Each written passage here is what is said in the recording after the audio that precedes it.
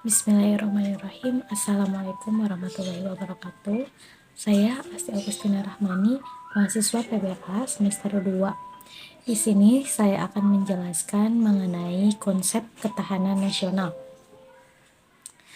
Sebelumnya kita harus mengetahui bahwa ketahanan nasional merupakan suatu tanggung jawab yang seharusnya diemban oleh seluruh warga Indonesia, baik itu masyarakat sipil maupun pemerintah.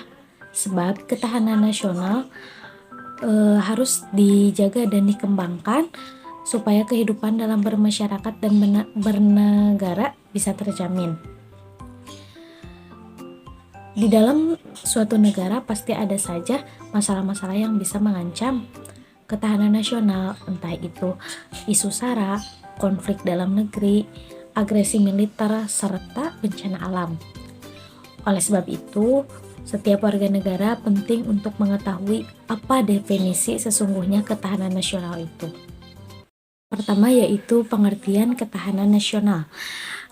Ketahanan nasional adalah suatu kondisi ideal yang dimiliki oleh suatu negara dalam mengembangkan kekuatannya sehingga bisa menghadapi berbagai macam ancaman yang datang mengganggu kelangsungan hidup bangsa, baik itu dari internal maupun eksternal. Konsep ketahanan nasional ini dikenal sejak tahun 1968.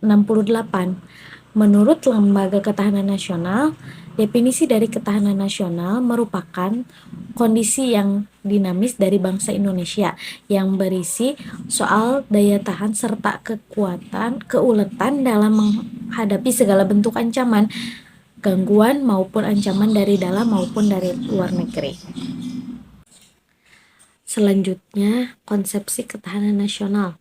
Konsepsi ketahanan nasional adalah pedoman yang digunakan untuk meningkatkan daya tahan bangsa dan mengembangkan kekuatan nasional dengan menggunakan pendekatan kesejahteraan tanpa melepaskan unsur keamanan di dalamnya. Pedoman yang digunakan dalam konsepsi ketahanan dasar nasional adalah Astagatra. Astagatra merupakan suatu perangkat hubungan yang saling berkaitan dalam membentuk perilaku masyarakat.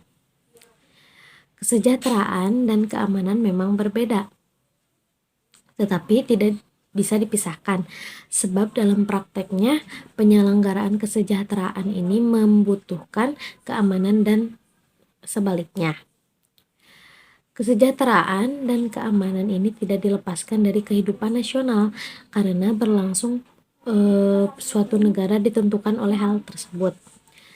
Kesejahteraan ini dimaksudkan sebagai kemampuan bangsa untuk mewujudkan kemakmuran bangsa yang adil dan merata bagi rakyatnya. Sementara keamanan merupakan kemampuan untuk melindungi dan menjaga nilai-nilai yang dianut terhadap ancaman, gangguan, dan hambatan yang datang dari pihak internal maupun eksternal. Tingkat kesejahteraan dan keamanan nasional ini biasanya dijadikan tolak ukur untuk mencapai kesuksesan ketahanan nasional. Selanjutnya yaitu ciri-ciri ketahanan nasional. Yang pertama yaitu berlandaskan prosedur Astagatra, yaitu terdiri dari 3 faktor alami seperti kekayaan, geografis, serta masyarakat, dan 5 faktor kemasyarakatan yaitu ekonomi, budaya, pertahanan, filsafat, serta ketatanegaraan. Yang kedua yaitu ketahanan nasional berfokus untuk mempertahankan nilai-nilai yang dianut demi kelangsungan hidup suatu bangsa dengan pendekatan keamanan dan kesejahteraan. Yang ketiga yaitu berpegang teguh pada pemahaman wawasan nasional berdasarkan cara pandang bangsa sesuai dengan Pancasila dan Undang-Undang Dasar 1945. Yang keempat yaitu ketahanan nasional merupakan yang wajib bagi negara yang berkembang. Lalu yang kelima digunakan untuk menghadapi provokasi, rintangan, serta halangan. Selanjutnya yaitu sifat-sifat ketahanan nasional. Sifat-sifat ketahanan nasional yang pertama ada mandiri. Artinya ketahanan nasional ini harus percaya penuh pada kemampuan negara itu sendiri. Suatu negara harus memiliki prinsip tidak mudah menyerah dan bertumpu pada identitas, integritas, dan kepribadian bangsa. Kemandirian ini merupakan salah satu syarat yang digunakan untuk menjalin kerjasama dalam perkembangan global. Yang kedua yaitu wibawa. Wibawa berarti ketahanan nasional harus selalu meningkatkan kualitasnya sehingga bisa diperhitungkan oleh negara lain. Dengan kewibawaan itu, suatu negara akan lebih disegani oleh negara lain. Yang ketiga yaitu manunggal. Manunggal berarti ketahanan nasional harus mewujudkan kesatuan yang seimbang di antara semua aspek bernegara. Yang terakhir yaitu konsultatif dan kerjasama. Asas ini menjelaskan bahwa ketahanan nasional menuntut suatu negara untuk selalu mengedepankan sikap-sikap non-konfrontatif dan non-provokatif. Artinya, suatu negara harus mengedepankan sikap konsultatif dan kerjasama dalam menghadapi suatu tantangan yang datang mengancam keamanan dari suatu negara. Selanjutnya, asas-asas ketahanan nasional. Asas-asas ketahanan nasional merupakan pedoman yang berdasarkan nilai dari Pancasila, Undang-Undang Dasar 1945, dan Wawasan Nusantara. Yang pertama yaitu asas kesejahteraan dan ketentraman. Asas pertama ini menjadi kebutuhan yang wajib dipenuhi untuk masyarakat.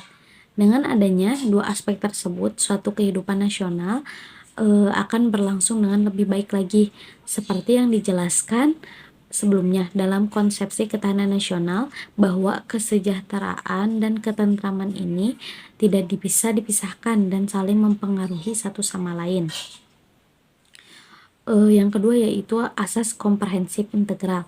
Asas ini berarti kondisi di mana kehidupan bangsa bisa harmonis, terpadu, seimbang, selaras, dan serasi. Yang ketiga yaitu mawas ke dalam dan keluar. Asas mawas ke dalam bertujuan untuk menumbuhkan dan mengembangkan karakter, sifat, dan kepribadian nasional berdasarkan nilai otonomi untuk meningkatkan kemandirian bangsa. Sedangkan mawas keluar berarti suatu negara bisa mengantisipasi, melawan, dan menanggulangi dampak lingkungan luar negeri. Lalu yaitu yang terakhir, asas kekeluargaan. Asas kekeluargaan berarti suatu negara harus memiliki sikap dan jiwa yang adil, solidaritas, gotong royong, toleransi, dan tanggung jawab terhadap warga negaranya. Selanjutnya yaitu unsur ketahanan nasional. Unsur ketahanan nasional yang pertama adalah unsur Pancagatra. Pancagatra ini pada dasarnya berdasarkan hubungan antara manusia dengan Tuhan, manusia dengan sesama, manusia dengan alamnya, serta manusia dengan dirinya sendiri. Atas dasar itu ada 5 aspek yang bisa digunakan untuk mengembangkan kekuatan nasional ketika dihadapkan dengan ancaman, tantangan, dan hambatan.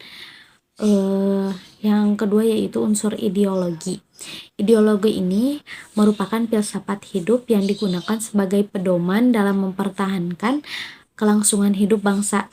Filsafat itu juga digunakan sebagai unsur suatu dasar untuk mencapai tujuan dan cita nasional. Lalu fungsi ketahanan nasional. Ketahanan nasional ini tentunya memiliki fungsi untuk suatu bangsa. Yang pertama yaitu sebagai daya tangkal, artinya ketahanan nasional untuk menangkal berbagai macam hal yang mengancam integritas dan identitas negara. Lalu sebagai pengarah. Pengarah ini berarti ketahanan nasional memberikan arahan bangsa untuk mengembangkan potensi kekuatan yang dimiliki, baik itu dari sektor politik, ekonomi sosial, budaya, pertahanan untuk meraih kesejahteraan hidup masyarakat. Lalu pedoman dalam mempersatukan pola pikir, pola tindak, dan cara kerja intersektor. Artinya ketahanan nasional ini harus bisa membuat masyarakat adil dan makmur lewat kebijakan yang dibuat oleh pemerintah.